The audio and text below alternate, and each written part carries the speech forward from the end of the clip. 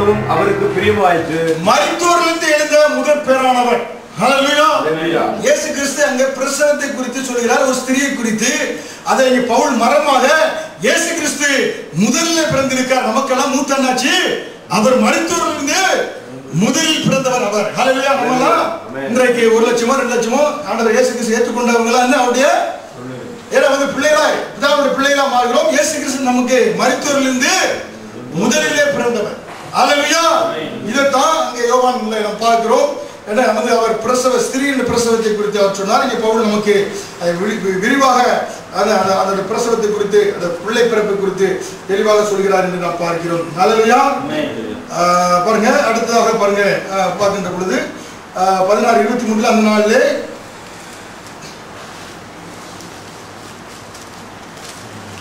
யோவான் 16:23 அந்த நாளிலே நீங்கள் என்னிடத்தில் ஒன்றும் கேட்க மாட்டீர்கள். மெய்யாகவே மெய்யாகவே நான் உங்களுக்கு சொல்லுகிறேன், நீங்கள் என் நாமத்தினாலே பிதாவினிடத்தில் கேட்டுக்கொள்வது எதுவோ அதை அவர் உங்களுக்கு தருவார்.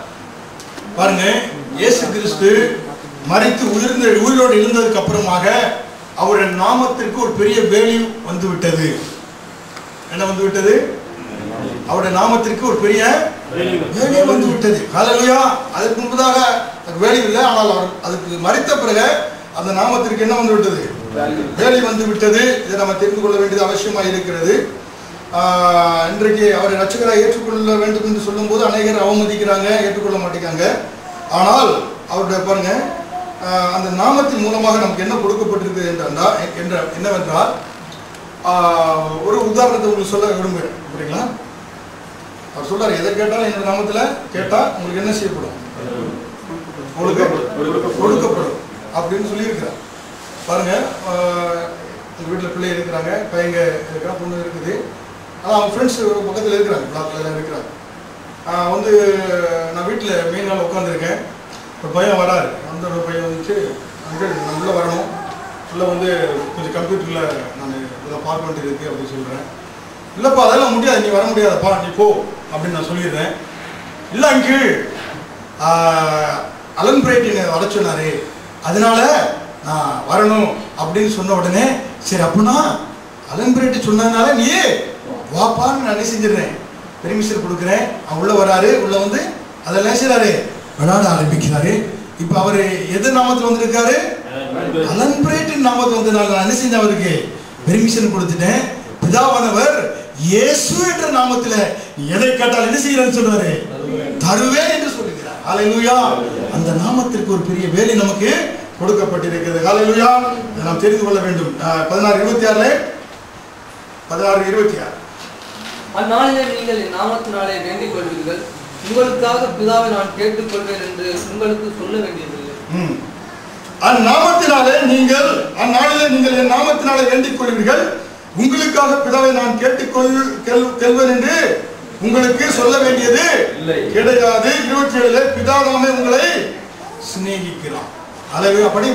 நீங்கள் என்னை சிநேகித்து நான் தேவனிடத்திலிருந்து புறப்பட்டு வந்தேன் என்று விசுவாசிக்கிறபடியா பிதாதாமே உங்களை நேசிக்கிறார். பிதாதாமே உங்களை நேசிக்கக்கூடியவராக இருக்கிறார். ஹல்லேலூயா. பாருங்க, பிதா உங்களை அதிகமாக நேசிப்பதனாலே என் நாமத்தில் நீ கேட்கின்ற பொழுது உங்களுக்கு என்ன செய்யப்படுகிறது, எது கொடுக்கப்படக்கூடியதாக இருக்கிறது. ஹல்லேலூயா. பாருங்க, ஒரு ராஜா இருக்கிறாரு. அந்த ராஜா இடத்துல வந்து போய் நீங்க ஒரு ராஜா இருந்தானா அந்த ராஜா இடத்துல ஒரு காரியத்துக்கு போகணும்னாக்கா நீங்க எப்படி போகணும்? டேரக்டா போக முடியுமா? போக முடியாது. எப்படி போகணும்? பிஏட்டையோ கிளர்கிட்டையோ அசிஸ்டன்ட் ஆட்டையோ என்ன செய்யணும்? பெர்மிஷன் ஆகி நீங்க அதுக்கப்புறமா போக வேண்டும். ஆனால் ராஜாவுடைய மகன்னாக்கா என்ன செய்யலாம்? என்ன வரலாம், போகலாம், எதையும் பெற்றுக்கொள்ளலாம், எல்லா உரிமையும் இருக்கிறது. ஹல்லேலூயா. அதனால இன்றைக்கு பிதாவானவர் உங்களை நேசிக்கிறார். ஹல்லேலூயா. பிதாவானவர் நேசிப்பதனாலே இயேசுவின் நாமத்துல எதை கேட்கிறீங்களோ எல்லாவற்றையும் அவர் என்ன செய்யறாரு? கொடுக்கிறார். பிள்ளை என்றால் அனிருட்டு. ஹல்லேலூயா. அண்ணே சொல்லுவாங்க, என்ன வந்து அண்ணா என்ன யார் மூலம் இருக்கணும்? அதை வந்து பிள்ளை என்றால் டைரக்டாவே என்ன செய்யலாம், கேட்கலாம். ஹல்லேலூயா. கல்வாரி சிலுவையிலே தொங்கி அவர் மரித்து அடக்கம் செய்யப்பட்டு 3ஆம் நாள் எழுந்திருக்கிறார். உங்கள் துக்கம்